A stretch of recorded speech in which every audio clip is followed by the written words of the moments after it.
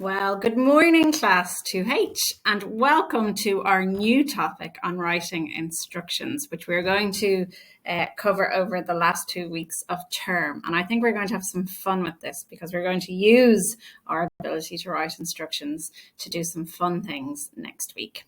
This week, we're going to focus on reminding ourselves how to do all the little bits that you need to know in order to be able to write a good set of instructions.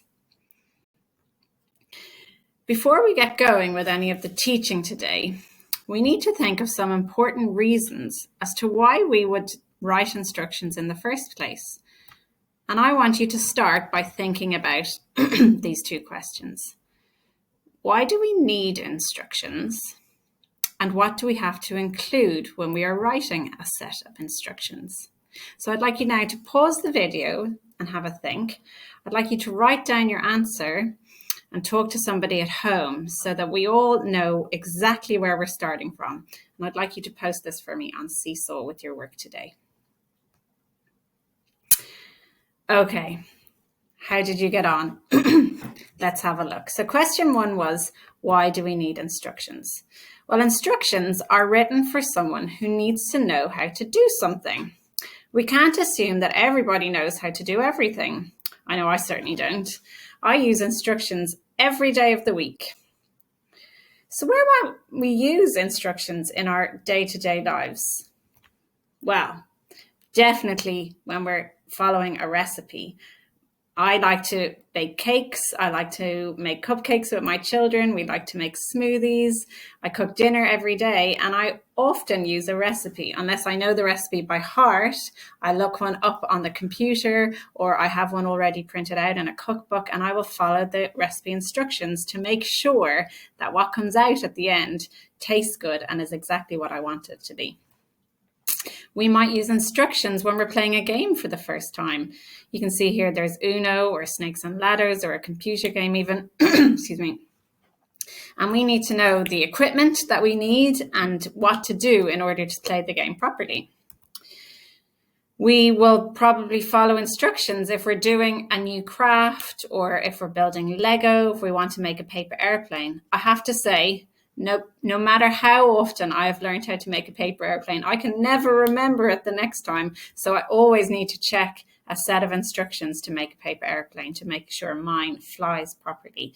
So there's numerous examples in our day-to-day lives of things that we don't quite know how to do, and we need to check against a set of instructions to make sure we do it correctly. And finally, we often see instructions in safety procedure posters. For anybody who's ever flown on an airplane, the air host or air hostess will stand up and give us instructions on what to do in an emergency at the beginning of the flight. And then they'll tell us to check the set of instructions in the front seat ahead of us. Now, I do forgive you if you've all forgotten that because it's been a while since any of us have been able to travel. But that's another great example of when we will use a set of instructions.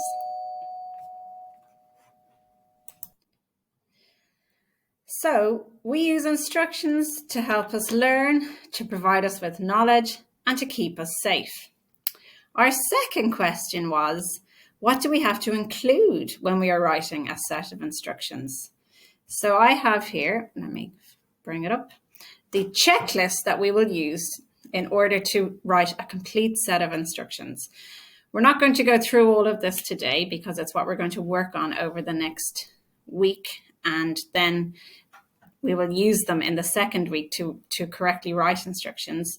Today, I'm going to draw your attention to the imperative verbs. Our lesson today is going to focus on what is an imperative verb and how do we use them. So I don't know if I've ever shown you my movement to remind people about a verb. So 2H, if you could all do this. This is what Mrs. Higgins used in the classroom when we're talking about a verb. So what is a verb? It's a doing word. Everybody do that together? A doing word. We want to make sure that a verb is something that shows us to be, to sit, to go, to listen, to learn, to eat. It's a doing word. So if we know what a verb is, what is an imperative verb? Well, we call imperative verbs bossy verbs. because they tell you what to do. They're often seen at the beginning of a sentence and they create a command. We say they're bossy because when you say them without adding in some polite words, they can often sound like you're being a bit bossy. But when they're written down in a set of instructions, they get straight to the point, and they are what we use when we are giving instructions. So, for example, eat your lunch, tidy the cloakroom, write today's date, walk home after school. They get straight to the point, and you know exactly what you need to do with them. We use imperative verbs in instructions and recipes, and we can use them in conversation as well. But often we might add in a please or something like that, just to soften it a little bit, because that's the way our spoken language has developed. So in a minute, I'm going to ask you to pause the video and give this a go. Below is a command sentence with an imperative verb missing. How many different imperative verbs can you think of that would fit correctly into this command? So something up and walk away. Pause the video and write down as many imperative verbs that you can think of that would fit into that place. How did you get on, boys and girls? Let's have a look. You could have said, get up and walk away, stand up and walk away, tidy up and walk away. Did you come up with anything else? You can show me on Seesaw your list. All right, so this is our starter activity today, boys and girls. I want you to come up with as many imperative verbs as you can think of that would fit in these places, okay? Something, your sandwich. What would you command somebody to do when it comes to their sandwich? What about their shoes? And what about your brother? And then I want you to go and pick your challenge for today, all about imperative verbs.